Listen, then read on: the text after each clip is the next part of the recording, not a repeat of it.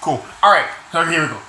I got a script. All right, here we go. I'm gonna try to make this as short as possible. All right. Remember freedom?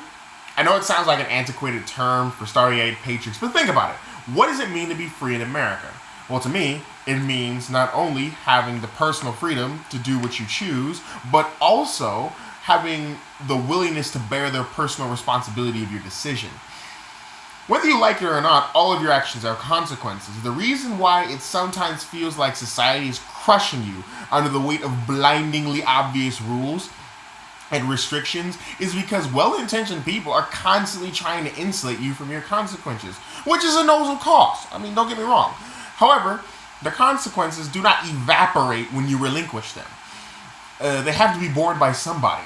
Unfortunately, my peers don't seem to understand or realize that whoever bears the responsibility of your actions now has the authority to dictate how you act. Like, it's just that simple.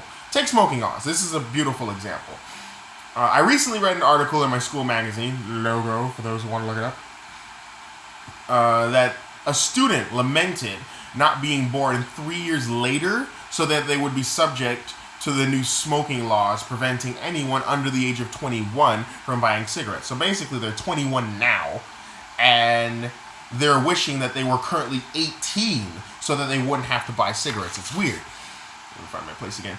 On its face, it seems like harmless wishful thinking, but once you delve into the mindset behind it, the implications are kind of scary, like, if not downright horrifying to anyone who understands how personal responsibility and freedom are so closely linked. This person is essentially saying that they are suffering from such an alarming lack of personal fortitude that they need the government to regulate their behavior. Think about that. Who else in society requires an authority figure to make sure they do the right thing? Criminals, the mentally handicapped, and most importantly, children. What you're saying when you vote to restrict people's behavior through the law is they can't be trusted to make the right decision. Given the choice between buying a pack of cigarettes and doing some deep breathing exercises, you're too stupid to weigh the consequences of your actions and make the best choice for you.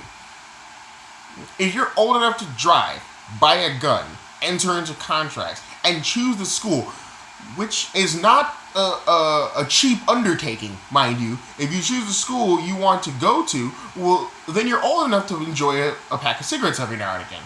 Now, even though this may sound particularly like different, or this sounds like, oh, Pennington, you got some really good ideas. This is nothing new. This is actually something called as old as radical Whig theory. I'd really recommend looking it up. It's a beautiful idea. Basically saying that people need to guard their freedoms like they guard their lives, because anything you surrender to the government, anything, means that you are too weak of a person to do it yourself. It's really worth looking into. It's nothing new under the sun, right? Like, this is Dwight Pennington reporting out. The official, unofficial thought criminal. Like, dangerous ideas from a thought criminal. Yeah. We're going to keep one of those.